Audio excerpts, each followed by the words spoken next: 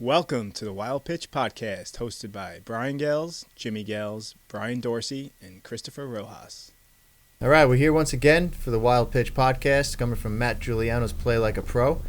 I think what we want to dive into, since I'm surrounded by two very successful former professional pitchers, is just I want you guys to maybe discuss how you attack hitters, more like the mental game. From your side of it, being a hitter, I feel like, listen, those guys on that mound, they're not just up there throwing balls over the plate. They have a plan against a guy like me or, all hitters. So we'll let you guys kind of just take this and run with it of what kind of made you successful. And I know I'm going to speak for Chris Rojas here. I watch him carve up hitters all the time with our college team. And the interesting thing, though, about both you guys is you both were college hitters. That has to help, right? You both, Brian. The feel, yeah. I mean, Chris, you hit home runs in the minor leagues. You were our three-hitter at New York Tech, except for one game when I hit third. Me. Yeah, I was begging. Hirsch wasn't there that day, though. No, he was there. No, that was really. That was Tim. Coakley? Nope. Shit. What? Bill Timmis. Bill Timmis. Wait, you're telling me that I batted third because only because BT put you in the lineup that day? No, I had discussed this with Hirschfield. I think I was on fire. So maybe he waited for him to not be there. I just wanted to bat third once in my life because hitting was always a struggle, and I was coming into my own, and I wanted to have that feel of just strutting up to the plate. All I know is I walked up and I saw the lineup that day, and I was batting fifth, and I was not happy. Oh, you didn't take my leadoff spot? No, they pushed me further down the line. You remember everything about man. You liked it better than me, I guess. I loved it, but so I remember I felt so cool walking up to that plate. Was batting third, had a terrible game. Right back to the leadoff spot. You back to three, but you were a three hitter in Division I college. Brian, you batted and started as a shortstop for a junior college World Series participant. And then went on to pitch at St. John's. So you guys, that has to help you feel. I think it definitely gives us some awareness, right? Some insight into how these guys, hitters are kind of up there and what they're doing and what they're feeling and what they're thinking. Yeah, and what definitely the swings look like, right? So definitely what they're thinking. Yeah. Probably how hard it is too, right? You know how hard it is to hit. No question. I think that bodes well for us when teaching guys how to get guys out also, Because what do pitchers do? They make it harder than what it is, right? Yes. Don't we? Yes. I mean, we did. We just think about your career. You Yes. probably made situations harder than what they are. Yeah, so I look back and now I feel like if I would have had a different approach at times, I would have maybe had some more success because I was making it harder. Now I'm teaching kids in high school, just attack them with fastballs. I don't care if you split the plate. When I was trying to be so perfect, right, and hit that corner or off the corner. And I think that was part of me as a hitter, kind of knowing what they were thinking. Now I see both sides. It's definitely an advantage to coaching now. It is for me is that I was on both sides of it. Yeah.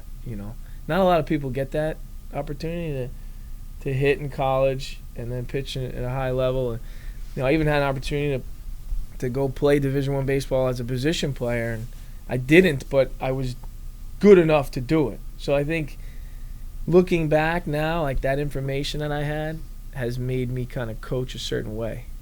So I think it's definitely impactful.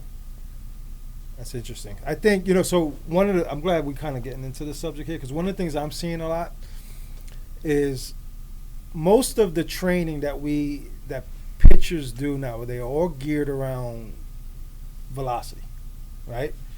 And we've talked about it before in like recruiting segments. Yeah, I'm chasing velocity as a pitching coach. Yeah, I want that guy who can throw the ball, right? Because then there's more room for error. There's, you have a kid that can potentially be, an upper 80s or low 90s guy at the collegiate level, and how it makes it more challenging for the hitter. And then now if you can dress him up and teach him how an additional pitch or how to become a better pitcher, then all of a sudden you have a weapon, right?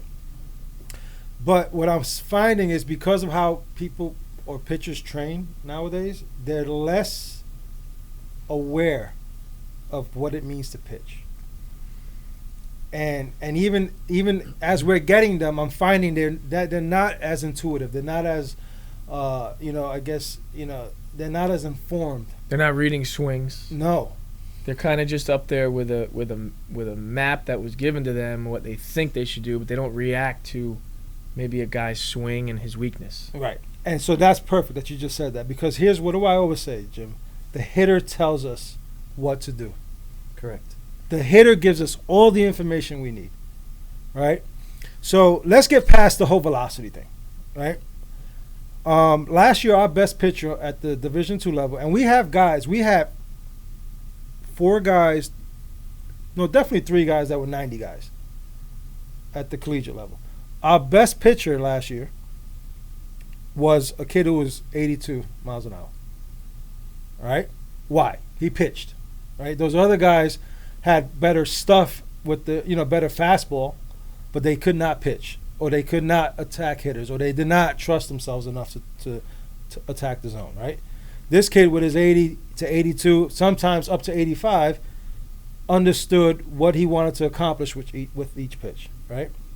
So when we're getting these collegiate athletes, and maybe you're seeing this now at the high school level when you're coaching, what I'm finding myself having to teach them that the hitter's going to give you information based on their reaction to a pitch, the way their bat path, right?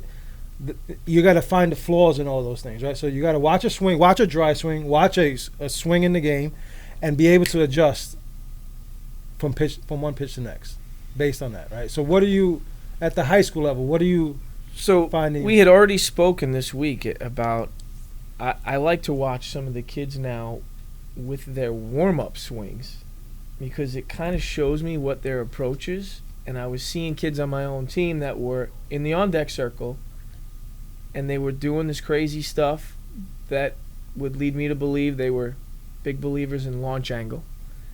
And because of that, I'm already thinking, oh, fastball's up and in. Fastball's in, fastball's up in the zone. And I was going to start to have our guys pitch to that based on what I'm seeing other guys do just in the on-deck circle. Let alone, if I'm going to get swings in a game or BPs to watch these guys, that's gold as far as me being able to attack a guy. I was always a guy to try to go after the weakness, And when you did that, what was your intent? To get him out with that pitch? One pitch.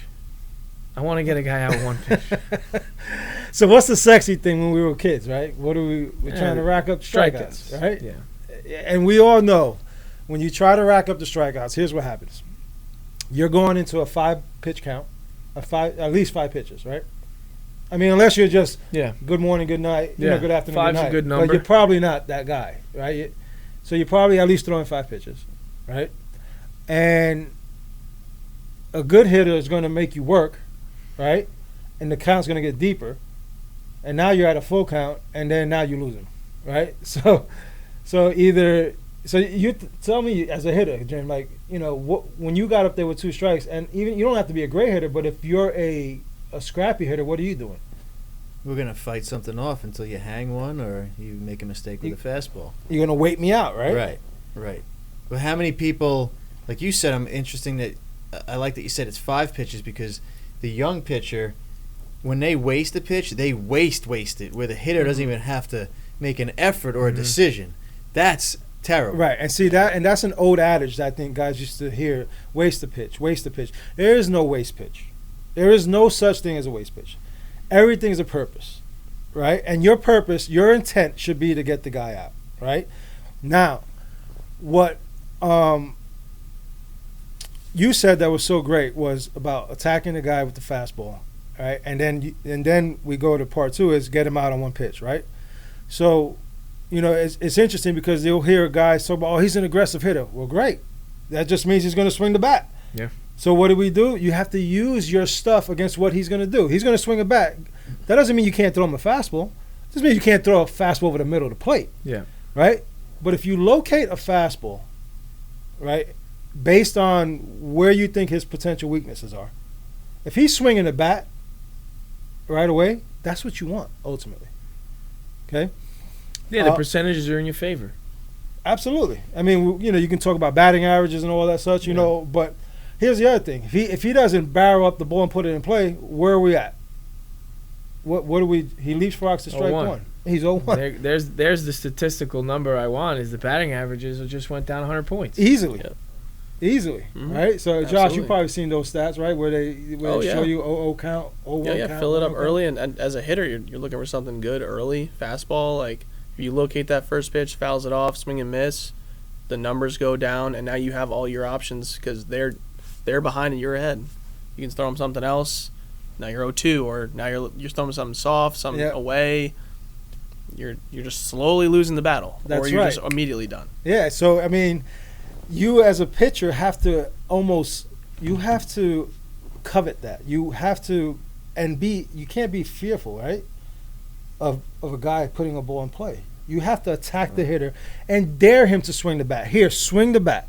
I remember accepting solo homers and being okay with it in my senior year of college. That was a big thing for us. Yep. We're okay with stay away solo from the home crooked runs. number though, right? Yeah. Solo home runs are all right, because we were attacking. We were huge on two-seam fastballs to start off at bats. Guys would get themselves out. Right. Yep. Well, you said it a couple episodes ago, but Randy Johnson, what he was most proud of was at the end of his career, he would purposely throw a ball to get a double play, and that was his most, his greatest accomplishment in his career. I'm going to get a double play on this pitch. Boom, double play. Well, think about it. We all played, and you guys probably have a list of them, of the guys who were 81, maybe 83, 85 will give you, that painted anywhere they wanted, change of speeds, and made it through systems and did really well and played a long time because they pitched. They weren't throwers. They weren't getting up there. Right? There's got to be guys you played with. Well, there's guys even at our level that there's under the speed limit and at the speed limit, right? That certain guys, because the hitters don't have the hit ability to have balance on off-speed stuff. And adjust. They have a very small window where they're successful. So when we face a guy that's like, oh, this guy's pretty good, we're going to crush that guy. But if he's a little under the speed limit or just has pitch ability, and we've talked about this for the last couple of weeks, it's the sixth inning before you start hitting them, and it's too late. Right. So here's the other thing I see with young pitchers too, right? And I hope we get this out to obviously all our guys in the organization and any young pitcher, even if you're not with us or but if you're listening to this podcast, stop trying to reinvent the wheel, right? And what do I mean by that as it relates to like getting a guy out? We get a guy out. Let's say we get a guy out in 4 pitches, and we got him out on, fastballs. And then all of a sudden he comes back around again, and now we think we got to trick him, right? How many hitters have the ability to adjust? Very Not few. a lot. Very few, right? Now look, there's those handful of guys that are talented. Yeah, they're usually going to hit in the middle. You already know who they Yeah, are. and you know who they are, right? But so then what do? They go ahead and they start showing them every other pitch, right? Or worse yet, here's what I saw the other day. We had a guy, first batter, show him his fastball, changeup, curveball to the first batter. I'm like, great, you just gave him every bit of information you had. He's gonna go back to the dugout and tell the guys what he's gonna tell the good hitters that Yes, are coming up. That's right. The guys that are following him who can really hit, right? They're gonna know what you got. Yeah. And then when he comes back around, he's ready for his at bat, his second time around. And that's because I think kids think they have to use their whole arsenal, all their the repertoire that they have to try to showcase themselves or get guys out, and they don't realize is you're now putting yourself at a disadvantage. Yeah. And it's disappointing as a coach because all it takes is just one pitch, and if you would trust that on a consistent basis, you'd be able to go into games 6, 7, 8 innings without a blink of an eye. I tell you something else disheartening about the last 10 days for me. Seniors, juniors, sophomores in high school don't have a two-seam fastball. Oh, never heard of it. Not that they never heard of it, but they don't throw it. And I think that's just a testament to velocity, velocity, velocity. Everybody's chasing it. But meanwhile, that two-seamer could help a lot of these kids get outs. You know, so right away I was instituting that in every guy. I don't care if you threw it or not, you're going to throw it now. Right. I So I think it's thrived a on that. huge pitch in baseball that's underused at these levels. You know, it's how I got through my senior year, I'll tell you right now. Two-seam fastball. I was a guy who was a position player. My breaking stuff wasn't good yet. It just wasn't. You know, I just started doing this at 20. So I go out there with a mediocre breaking ball at best, probably even worse than mediocre. I had an adequate changeup and a good fastball. I mixed that two-seam, and that's how I survived. You know, and I don't think kids look at that pitch as such a valuable pitch. Even in pro ball, that's the pitch that guys got themselves out with. Yeah. Is the movement. But to get the guy out, you got to invite contact. Yes. You have to want contact. Yes. Right. You can't be afraid of the barrel. No, I tell guys split the middle of the plate with your two-seam And let early it in work. the count. Just let it work. Let the action kind of take over. And that little bit of movement, all of a sudden, you know, you got a little rollover. You know, it might be a hard hit ground ball, but it's probably going to be hit hard right at somebody. Or, you know, we're going to be able to make a play on it. No, I think it's tremendous advice. Listen, in college and high school ranks, you do not have a hitter that is consciously trying to stay linear and through the baseball to combat what you guys are talking about. And that's what these pitchers need to understand. And that's what, as a hitting coach at our school, we just try to keep them in the hitting zone As long as possible. Right, and that's another episode that we'll get into.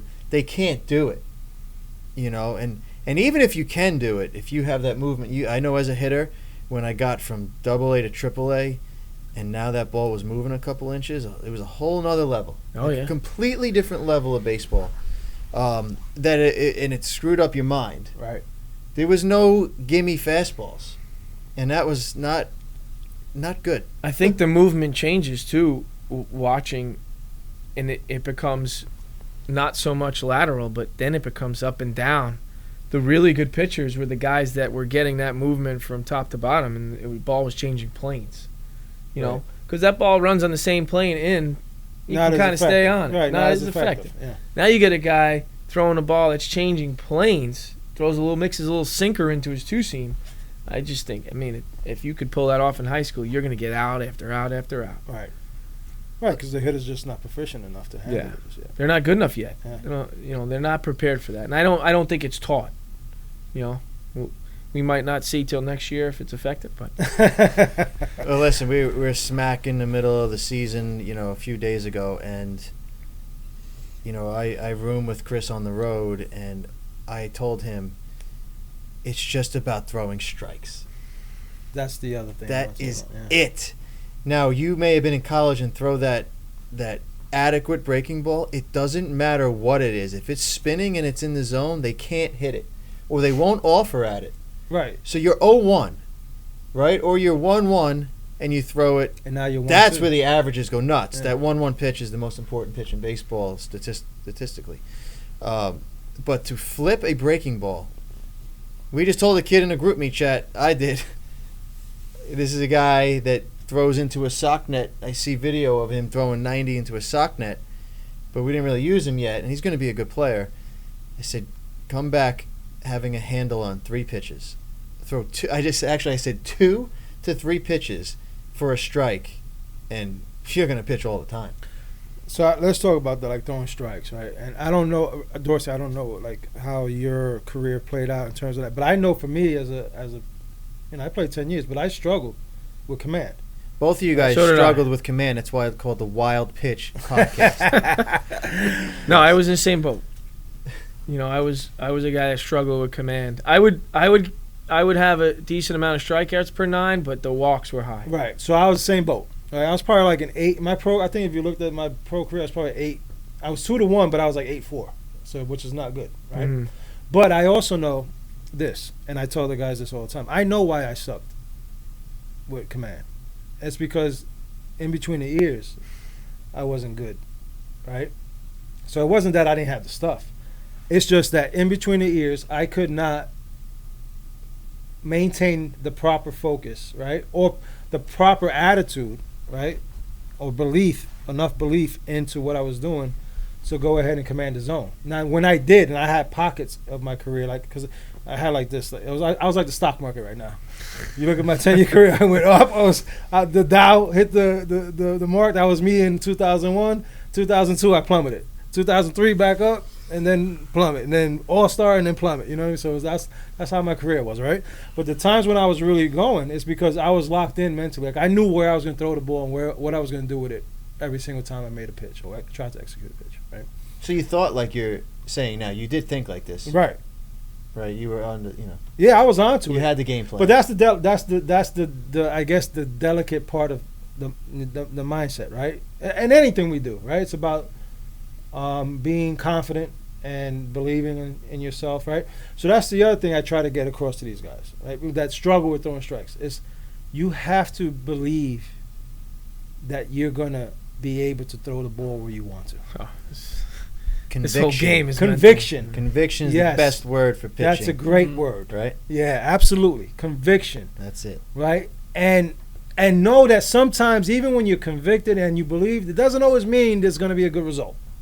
And be okay with that. Right. And then you bring in the how quickly can you move past it. Move past it. Yeah. Right? So that was the other thing I struggled with. I could not move on to the next pitch at Me times, neither. Right? Big problem. So these are all hindrances that we're fully aware of, right?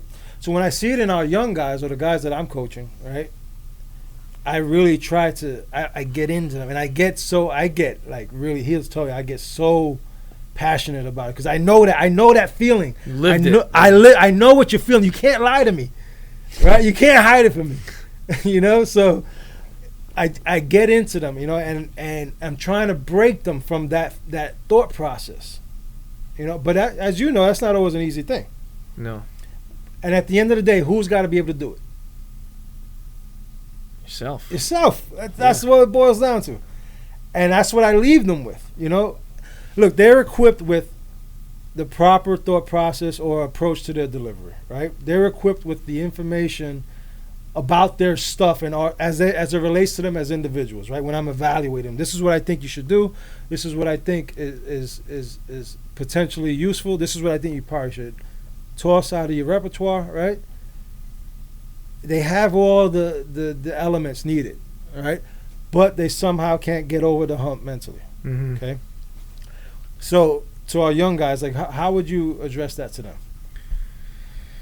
Well, I think this game is on the mound, especially, is so much confidence and mental that we don't even evaluate it and measure it where it really is. We say, oh, it's such a mental game, but it really is. I remember my year actually playing with Jim.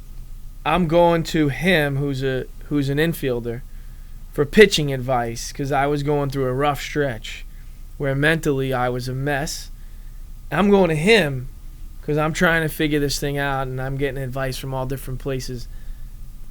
I just think you kind of lose it a little bit mentally, Yeah. and it just spirals. So I think if you can harness that mental side, huge, tremendous. Right. Well, both of you guys, I know we're going to have to wrap up, but you guys both became pitchers very late in life. So it's really advantageous for our young kids to think about pitchability at this age. You know, Brian was searching for something. He had nothing to go back to because he'd only been pitching 4 years, even when you were in pro ball. Yeah. You know what I mean? You don't have that database to go back to. Right. Or that touch and feel of a guy that's been pitching 12, 15 years, right? So I think that's something that our young guys can really listen. If you want to throw a four-seamer for a scout, you know, you're always going to work on that. But get back to pitching because there's only a scout at your game 1% Right. of the time. So let's. You could do both. Yeah, I'm 100% agreed, and I think that's the goal here. And so the first thing is this: you got to be tough upstairs between the ears. You have to believe in yourself, and that's in anything. It doesn't matter what it is that you do, but you have to have that element or mindset. You have no chance if you're No starting chance. by not believing, No chance, especially right? on that mound. So believe in yourself and believe and understand it doesn't take a lot to get guys out. right? You don't have to have the plus fastball. You don't have to have the plus breaking ball, right? You need to be able to command the ball, right? And command and control are two different things, right? Control is the ability to throw a strike, right? Command is the ability to throw the ball where you want to. You can throw the ball where you want to. It does not matter what your stuff is. You will be successful. Mm-hmm. Period. And we need to pitch off of our fastball. At young 100%. ages, we get away from that too much. 100%. The fastball, right, leads to us being able to utilize the other pitches, right? Because if we can command the fastball, what does the hitter do? He's got to be honest to the fastball, and then all of a sudden we can go ahead and start implementing some of our secondary pitches.